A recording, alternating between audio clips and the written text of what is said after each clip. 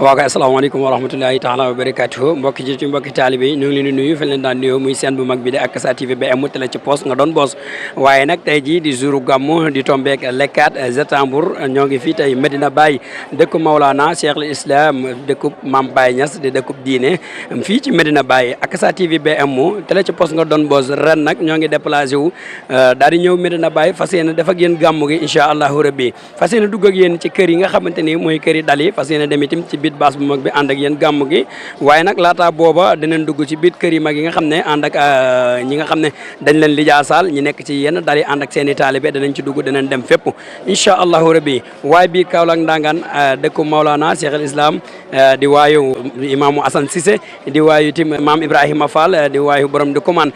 Faydou Sané macha allah Cheikh Baye Wilane Baye ndey tey jii ñoo ngi ànd ak yéen nag le 4 incha allahu rabbi fii ci Medina Baye Kaolack ndangaan Maam Baye Niass incha allahu rabbi ñu fas yéene ànd ak yéen ak Akasa TV BM booy xool jumaa jaa ngi nii sunu gannaaw ñu daal di ñëw nag ci biir jumaa ji fas yéene def ak yéen liggéey yu am solo ci biir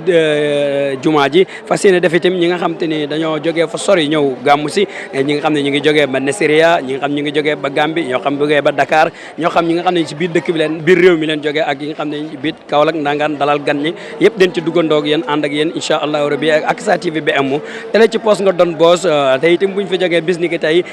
di alxames di tombek le 11 septembre di am fee Daaru Salaam Wanaar màggal ak Cheikh Sidna Ali Seck kon na ngeen ko waaj ñu ànd ak Akasa TV BM télé ci poste nga doon boos sama caméraman jinne caméraman Moussa tegal baaraam Moussa Diop incha allah jaajëf